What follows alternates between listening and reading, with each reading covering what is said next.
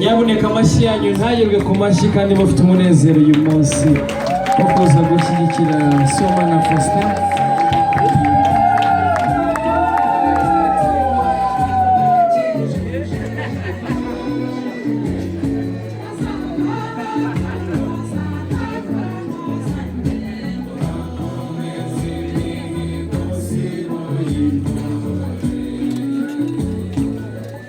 murakoze cyane guhanga bw'ibyuma mwatugabanyiriza, murakoze cyane. Ndababibona murishimye muranyuzwa, ariko guhishira amarangamutima nabyo byanze. Reka amasaha buri wese akoma amashyi ahwanye n'umunezero afite uyu munsi wo kubona Sibomana Faustin. Mwaje mwese twabashimye, mwaje mwese twabashimye, twanyuzwe namwe. Yuda Iskariyoti niwe babajije ngo mbese Yesu ni uwuhe tumufate, atundi busome n'uwo mumenye.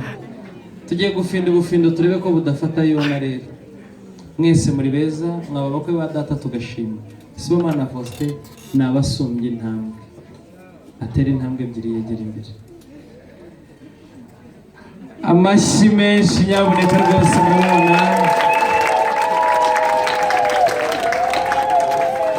Aranganya amaso urebe inshuti nziza, abashimye kuza kugushyigikira, zamura ibiganza uramukanye nabo, mugasize n'urugo cyari kumwe. Dore umuryango usanze, dore n'undi uvukamo, nawe uzamura ibiganza bakuramutse nawe ubikirize. Mumuhe amashyi menshi dukomeza kumushima kuko tubazwe neza.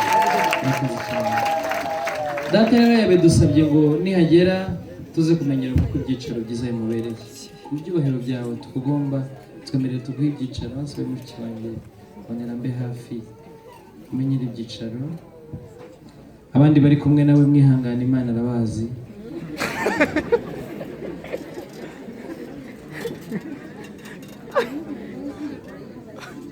Komeze hariya namwe.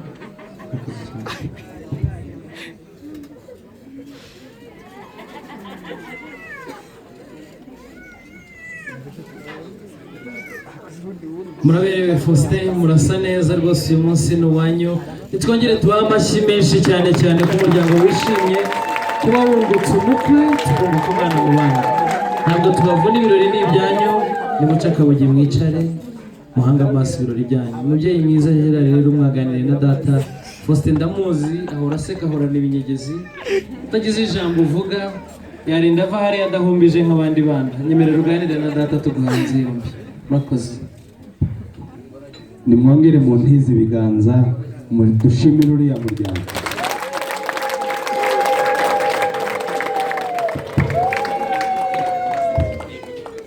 Inshuti Jean Damascene, ndakumva inshuti nk'amaguru.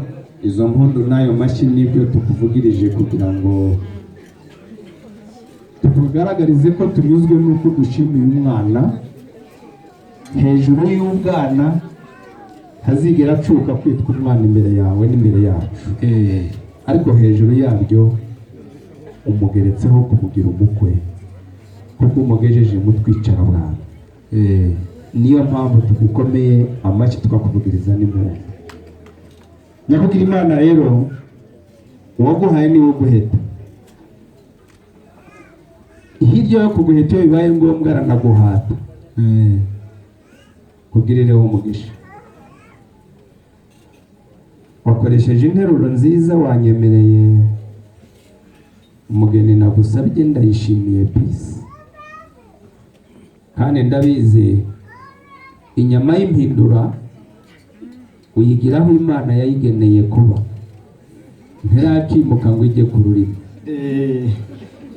Unkundire rero umpere uwo mwana wanjye, nawe umumpera uburenganzira akika imirimo yari arimo. Ndabizi aho ari mu mirimo, aze nanjye muramutse.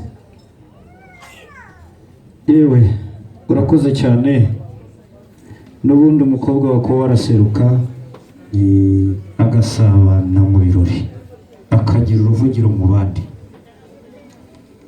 ndagira ngo nkubwire ngo mu bingoye icyo ntikirimo. Imana iguhe umugisha. Ahubwo reka mbwire umuhungu wanjye amushoze, hanyuma namara kumushoza mu madakika make arabasesekaye, bawihanganye mu gihe yitegereze kwaza. Murakoze. Murakoze cyane. Umunezero ni wose impande zombi, ariko wagera kwa Faustin ukarushaho kuba mwinshi. Ibyo koko ni inshuti zaje zikwambaye uyu munsi, zaje kugaragariza ko zigushyigikiye. Niyo mpamvu data rero yateganyije ahisemo ko duhamagara akana ka mama kabo ka data mu ntambwe nziza n'urungano yabereye urugero, ndetse na ba nyirasenge bamutoje impano iruta izindi, ikaba impanuro bamugaragiye kugira ngo uyu mwanya mu ntambwe nziza z'abarebare bareshya tubahe ikaze, begera ababyeyi babaramutse nabo bikirize. Murakoze cyane, nimutwemerere tubahe ikaze. Mbonereho gusaba itsinda ry'abaririmbyi bashangazi batube hafi, umwegereza ababyeyi. Murakoze.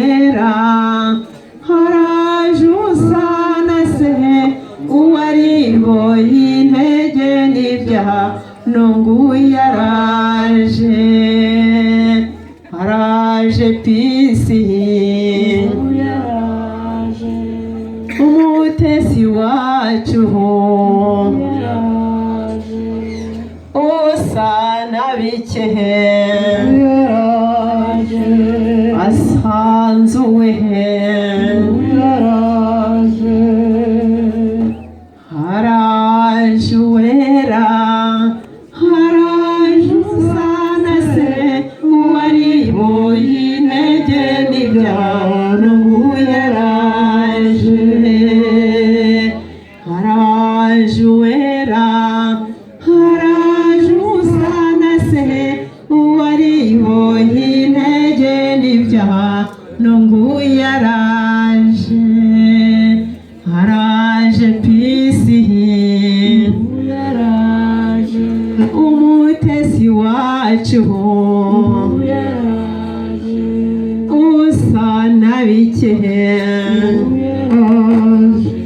asanzuwe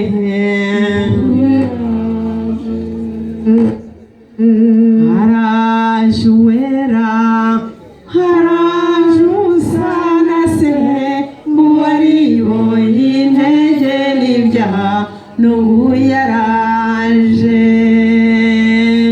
haraje uwera haraje usa na se uwariboye intege n'ibyaha n'ubu yaraje